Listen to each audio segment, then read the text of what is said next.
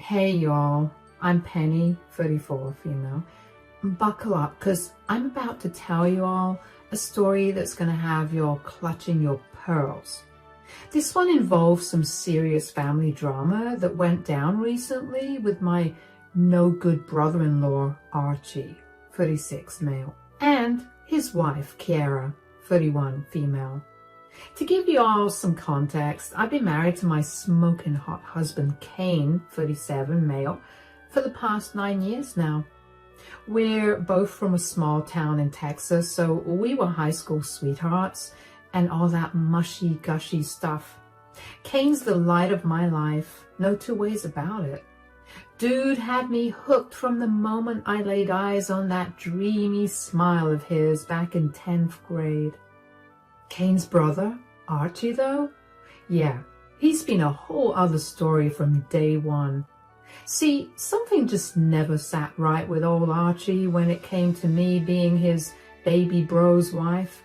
From the moment Kane introduced us way back when I could sense this weird hostility radiating off the guy, Archie always had this perpetual scowl on his face around me, as if I had just run over his dog or something. Whenever we were all together for family events, he'd crack these rude, underhanded comments throwing shade at me. Stuff like questioning my career ambitions and joking about how I trapped Kane into an early marriage. Just toxic, misogynistic BS that made me feel so unwelcome. And y'all already know I fired back each and every time, putting Archie squarely in his place. I wasn't about to let some bitter loser make me feel small. But no matter how many times I stuck up for myself, the guy would not let up with his petty grudge against me. It was so confusing too, because I never even met Archie until after Kane and I started dating. My poor hubby had no idea what was fueling his older brother's rude behavior towards me. Kane tried to pull Archie aside and straighten things out, mano a mano, on more than one occasion, but that fool just doubled down with his immature antics instead of owning up to whatever stick he had up his behind. Things eventually got so tense between us all that we started cutting off contact almost entirely. I'm talking like years going by without either family exchanging so much as hellos during the holidays. Of course, it wasn't all at once. Our contact was dwindling slowly until eventually we'd see each other's cars parked at Walmart or something, but we wouldn't even approach the other person and greet them. It was so awkward and rough. It broke Kane's heart because he had always been so close with his older bro growing up, looking up to Archie like a hero of sorts despite his bullying ways. But what could we do, you know?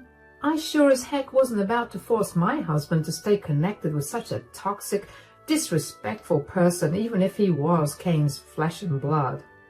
Archie had crossed too many lines throughout the past years, and unless he shaped up, I couldn't have that negativity around me or our growing family. But that was easier said than done. The years went by, and right when I was hitting my 34th birthday, I got pregnant. Of course, Kane and I were over the moon, but not to lie, it was very bitter for us knowing that this child might not be close to their uncle and auntie, because at this time, Archie started dating some broad named Kiara.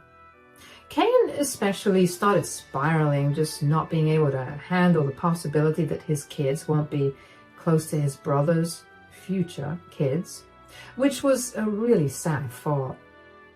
And that's actually what finally prompted me to swallow my pride and reach out to bury the hatchet after all those years of bad blood.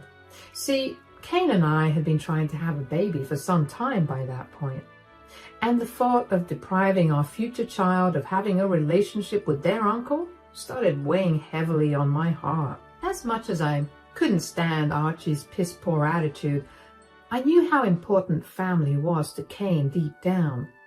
I could tell it was tearing him up inside not having his big brother around to share all those big life moments with. So for the sake of my hubby's happiness and our impending parenthood, I finally decided to extend an olive branch of sorts to Archie. I'll never forget that phone call, you all. I mustered up all the courage I had and just flat out told Archie straight up. Listen up, redneck. You and I both know you got a rod shoved so far up your behind that it's practically sticking out the other end. For some unknowable reason, you've had it out for me from day one, and to be quite frank, I'm sick of your immature BS. This ain't about me and you no more, though. This is about my wonderful husband and the fact that he deserves to have his family in his life. Toxic relatives and all.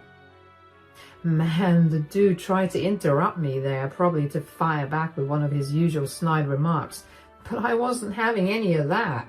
Oh, no siree. Save it, Archie. I'm putting my foot down here. By the grace of God, Kane and I are fixing to have a baby soon, and I'll be damned if my child grows up not knowing their uncle all because you can't seem to quit acting like a petulant schoolboy. It's time we all grew up and made peace for their sake. Comprehend? There was a painful long pause after I got all that off my chest. Part of me was bracing for Archie to just hang up the phone or start cussing me out like usual, but to my surprise, the dude actually agreed to my request without even putting up a fight. He solemnly said he'd do whatever it took to be part of his new niece or nephew's life, even swallowing his pride to make nice with me. Not gonna lie, I was floored by how quickly he caved. Given our history of beef, almost seemed too good to be true, you know? Still, I figured the prospect of being a real-life uncle must have struck a chord in Archie's heart to get his act together. So from there, we all set a date to gather for a family dinner party at Archie's home with his wife, Kiera.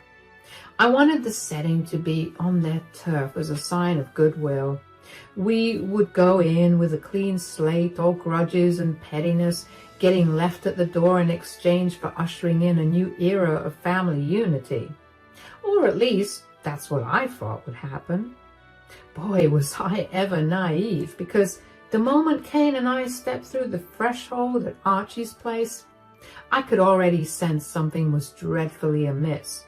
That same familiar look of disgusted contempt from years prior was plastered all over my brother-in-law's scowling mug once again as he glared a hole straight through me. Before I could even get out a simple, "Evening, Archie," the man went mask off with his true feelings towards me. His opening line said it all. "Ugh, almost forgot just how annoying your face is. But you never disappoint now, do you?" "Whoa, hey, we just got here, Archie. What the heck?" "What the hell is wrong with you, Archie?" "Oh, come on, I'm just pulling your leg, Pen." "Nice to see you." "Ha ha, very funny, Arch. But seriously, cut it out, okay? We're making nice, remember?" "Oh, don't worry, sweetie. Looks like your brother must have some early onset dementia or something. He must have forgotten the lovely phone call we had, hashing all this out." "Oh, nice one, Penny. You've always had a slick mouth. Now I see why Kane was so invested, if you know what I mean." "Seriously?" "Oh, honey, don't be crass." "Hey, come on now. I'm just stating the obvious. It's actually surprising you two took so long to get pregnant." "Okay, that's enough, brother. At least now you'll be useful for something." "What the hell is that supposed to mean?" "I'm saying you're a leech, Penny." "What the hell are you talking about? Have you finally gone mad?" "I can't believe my idiot brother lets you parade around like some kind of kept woman while the rest of us actually work for a living. The audacity of you waltzing up in here with your head held high, smiling like a Cheshire cat, is pathetic." I just stood there, utterly gobsmacked, mouth agape, while Kane's face turned beefy red with anger beside me. You could have heard a pin drop in that house. It was so damn quiet, even poor Kiera cowered in fear, knowing full well the drama that was about to go down. "Who the hell do you think you're talking to, Archie? After all these years and you're still running that mouth about me like some unhinged psycho. Archie was fully unhinged, all right. The dude had the nerve to beckon me over with his grubby finger like I was a misbehaving child. Don't play dumb with me, little lady. I know darn well you up and quit your fancy law job last year, leaving you unemployed without a penny to your name, no doubt. Just leeching off of my brother like a bumbling fool. I knew you were good for nothing. I saw red. I don't know if it was the pregnancy hormones or what, but this fool had another thing coming up talking to me that way. But just when I thought the verbal assault was over, he spat again. So why don't you stop living in a dream world for once and head to the kitchen to start cooking us all up a little something, All of us are working here, including Kiera. And just as fate would have it, she's working at the same law firm you gave up on last year. How pathetic. A younger woman outshining you like this, and all you have to prove for yourself is a fat, swollen belly. You even look like a leech.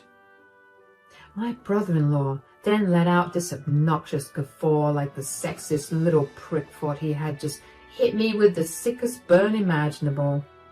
And just when I thought I couldn't despise this boorish creep any more than I already did, here he was, literally tearing me down to my face using his own twisted idea of women's work to demean me in my own husband's presence, and insulting his poor wife in the process. If Kane hadn't exploded with laughter right at that very moment, I probably would have slapped Archie myself for his outrageously sexist and demeaning remarks. See, unbeknownst to Archie and even Kiera, I hadn't exactly been sitting around twiddling my thumbs in domestic bliss after leaving my job. Far from it, actually. The real reason I quit was because over the years I had managed to leverage a nice chunk of ownership equity at the law firm through an employee stock ownership plan. That meant when I decided to retire early at 32, I was able to cash out my shares for a whole lot of money. We're talking retirement level wealth here, folks. But Kane and I decided to keep that explosive financial success under wraps for the most part. We wanted to enjoy our good fortune in peace without attracting a bunch of leeches and grifters trying to mooch off of us, especially opportunistic trash like Archie, who already had it out for me. So as far as my knuckle-dragging brother-in-law was concerned, I had just up and quit my job to be a no-good freeloader living off my husband. If only he knew how massively he had the situation twisted. That's why Kane couldn't help but throw his head back with deep belly laughs at Archie's insulting insinuations about me being a deadbeat housewife. My hubby knew the truth, that I was living a life of leisure purely by choice, preparing for full-time motherhood with my baby, as life had so graciously blessed me with. The absolute irony of Archie running his mouth without any clue was just too rich. Oh man, you really outdone yourself this time, bro, Hayne chuckled, wheezing for air. Kitchen duty, leech? This coming from the guy who works at a freaking fast food joint calling hard-working people like us leeches. Archie's bravado faltered slightly as confusion washed over his dumb face. What the hell are you talking about, Kane? You know good and damn well I'm a manager at Carlos, a restaurant. Your wife doesn't work anymore, and that makes her a leech, plain and simple. My husband leveled his brother with an intense stare, his amusement giving way to cold seriousness. Is that so? Well then, help me understand something, Archie. Just which of our wives pulls in the bigger salary these days, huh? 'Cause if I'm not mistaken, my seemingly unemployed leech of a wife actually out-earns your hot-shot corporate wife by a long shot. The look of utter confusion giving way to embarrassed realization on Archie's dumb face was immensely satisfying. Kiera, too, seemed taken aback, her eyes pinging back and forth between me and her husband. Savoring the moment, Kane went for the jugular. "That's right, you all. Turns out your precious Kiera has been working under my wife as an employee at the law firm this whole time. Crazy how life works, ain't it?" I shot Kiera an apologetic look as her own husband continued digging himself into a deeper hole. But, she said she quit working last year. How the hell could she still be some kind of big shot there if she ain't employed? Kane draped his arm around my shoulder with a proud smile. "My baby girl here has been one of the principal investors at that law firm for a couple of years now. She didn't just quit, she retired early after cashing out 18% ownership equity, something you nor Kiera could ever do." The smug look on my husband's face said it all. After years of Archie mistreating me, making me feel small and ruining what was meant to be a beautiful family relationship, Kane was finally able to get the ultimate comeuppance on his bullying big brother. And boy, did he milk it for all it was worth, as Archie cycled through all 5 stages of grief in record time. I could practically see the hamster running miles a minute inside that thick skull of his, struggling to comprehend how his own wife's boss lady at work was the same unemployed leech he had been mocking all this time. His bloated ego couldn't compute that his despised stay-at-home sister-in-law out-earned and outranked his precious career woman wife in every conceivable way. For my part, I just stood there reveling in the glorious silence, a smug smile of my own plastered across my face. And for the first time ever, Archie seemed to have that foul mouth of his zipped fully shut out of sheer humiliation. The quiet tension was finally broken by Kiera, God bless her. She cleared her throat softly before speaking up in a meek little voice, still struggling to process the bombshell Kane had dropped. "So, you're actually like my boss?" "Well, not really. I'm just an investor." "Oh, don't be humble now, sweetie." "Kiera, to put it simply, my wife is funding your position because even your boss answers to her. So please tell your idiot of a husband to watch how he speaks before he makes the big boss really mad." Kiera's eyes went wide as saucers, now realizing how mistaken she and her husband had been about me. But Archie still refused to go down without a fight. His male ego just couldn't take the brutal beating it had endured. Archie puffed out his chest, trying to regain some of his lost pride. "Yeah, well, even if she has money, it doesn't change the fact that she ain't working no more. She's still sitting around doing nothing." Kane's patience was wearing thin, and I could feel his grip on my shoulder tighten. But before he could say anything, I decided it was my turn to speak up. "Archie, you have no idea what you're talking about. Just because I chose to retire early doesn't mean I'm not contributing.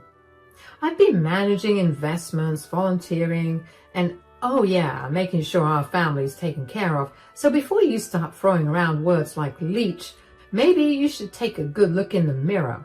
I'm not the one working as some bum waiter in some dingy restaurant while his wife works at a very reputable law firm. How sad that your wife is the one wearing the pants in this relationship." Archie's face turned a shade of red I hadn't seen before. He opened his mouth to retort, but Kiera interrupted him, clearly embarrassed by her husband's behavior. "Archie, enough. You've been nothing but rude and disrespectful, and it's not fair to Penny. We should be supporting each other, not tearing each other down." "Screw that. You think I care about any of that? She's still a useless wench who ruined this family." "I've literally done nothing to you. You're the one who started all of this." "You listen here, you little..." "Archie, you need to get a grip. You've been rude and downright evil to Penny for years, and we're done with it. You better watch yourself if you ever want to be a part of our lives again." Archie's face turned beet red, and he shot back. "You can't talk to me like that, Kane. I'm your brother." Brother or not, respect goes both ways, and you've had none for Penny, so why should we have any for you? The room's temperature seemed to rise as the tension thickened. Kiera and I exchanged worried glances, both of us sensing the brewing storm. Archie's voice quivered with anger.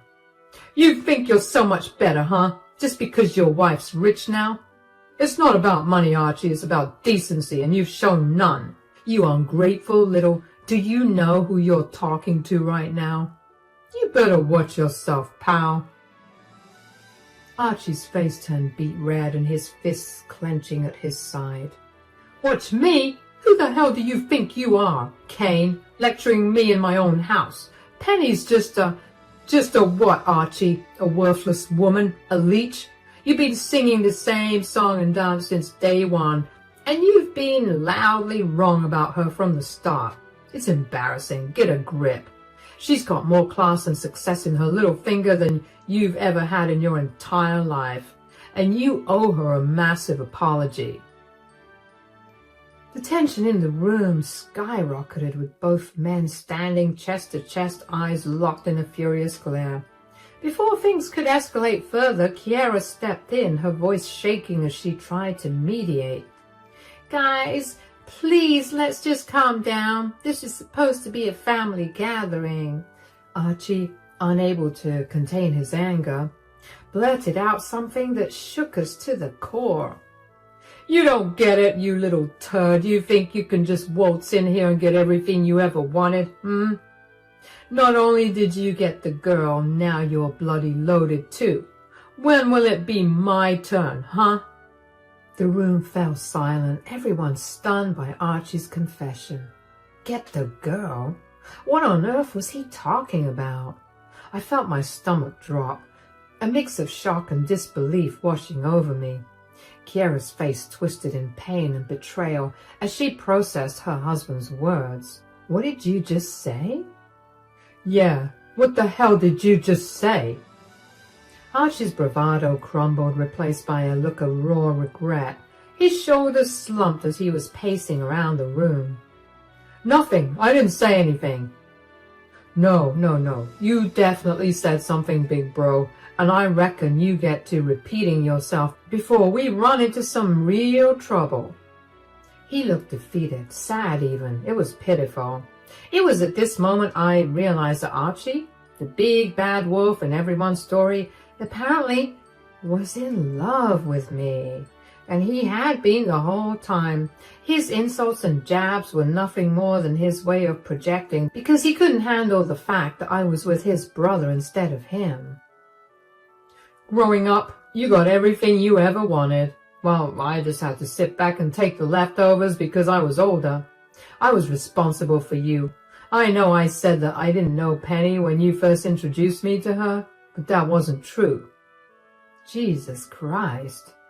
I'd seen her around school. I thought she was cute. I was going to make my move, but I saw you two by the nosebleeds after football practice one time, and that's when I knew that she'd never be mine. And that's when I knew I had to give up once again and let you get what you wanted. I looked at Kane for his reaction, and honestly, it scared me. I'd never seen him that angry before. I was really worried about what was about to happen. He was seething when he said, "Say it to me straight, Archie. Say it with your chest like a man. I've always loved Penny. It should have been me, not you." Kiera's eyes welled up with tears before she slapped Archie across the face, the sound echoing in the now eerily quiet room. How could you? All this time and you never even told me. Tears welled up in her eyes as she turned and fled outside, sobbing uncontrollably. Kane's fury reached a boiling point and he lunged at Archie, landing a solid punch that sent him sprawling to the floor. "You're disgusting, Archie. You've crossed every line and we're done with you." He spat on him, grabbing my hand and pulling me towards the door. "Come on, Penny, we're leaving." Kane and I got in the car, and as we drove away, the weight of the evening started to lift. I looked at Kane, feeling a surge of gratitude and love for my husband who had always stood by me. "Babe, I don't even know what to say. You deserve better than what Archie's put you through. We both do. From now on, it's just us. No more dealing with this crap. He's an idiot and I hate him. Over the next few days, Archie tried to reach out, bombarding us with texts and calls. He begged for forgiveness, claiming Kiera was ready to leave him and he needed our help to fix things. He promised that he wouldn't be snarky, telling us he was defeated and he didn't know what else to do. But we had made our decision. For our own sanity and peace, we chose to cut him out of our lives for good. We blocked his number, deleted his messages, and moved on. Some people are just too toxic to keep in your life, no matter how much history you have with them. And as painful as it was, cutting ties with Archie was the best decision we ever made. Life moved on, and despite the fallout, we felt a newfound sense of freedom and relief. We no longer had to deal with Archie's negativity, and our bond grew even stronger as we navigated our future together. No more secrets, no more lies, just a life filled with the love and respect we both deserved. For the first time in forever, we felt free, finally free from his negativity, free from his evil words, and free to live our lives without his shadow hanging over us. Kane and I had each other, and that was more than enough, and Archie only had himself to blame for ruining everything. Of course, though, nothing that peaceful is ever long-lived, and not long after we cut him out, about 3 months to be exact, Archie came crawling back. I was prepping to give birth, and this man just insisted on stressing us out. He couldn't seem to accept that we wanted nothing to do with him. It started with sporadic texts and calls to Kane and me, each one more desperate than the last. He had managed to get a new number, I guess, but we blocked that too. One message read, "Penny, please, just hear me out. I need to explain myself." I blocked his number immediately, showing the text to Kane, who shook his head in disbelief. "He's not going to give up easily, is he?" Apparently not. It wasn't long before Archie found another way to reach out on Facebook. He started sending me messages there, pleading for a chance to talk. His messages were a mix of apologies and justifications, each one more pathetic than the last. "I know I messed up, Penny, but you have to understand I never meant to hurt you or Kane. I'm a broken man, and as messed up as it sounds, I'm glad I came clean. Kiera's going to leave me. She's made up her mind. Please, can we just meet in private? I need to talk to you face to face. Please." I blocked him again, but he was relentless. He created new accounts every time I blocked one, each new message coming from a different profile. His persistence was disturbing. I showed all the messages to Kane, who was growing more concerned by the day. "This is getting out of hand. He's not just desperate, he's becoming obsessive." I nodded, feeling a knot of anxiety tighten in my stomach. "I know. I don't feel safe with him trying to contact me like this. What if he shows up at our house or something?" "We need to take this seriously. If he keeps this up, we might have to involve the law." It wasn't a decision we took lightly. Despite everything, Archie was still family, and getting legal involvement felt like a drastic step. But as the messages continued, becoming more erratic and insistent, we realized we didn't have much of a choice, especially since I was very near my due date. I didn't want this toxic energy anywhere near my baby.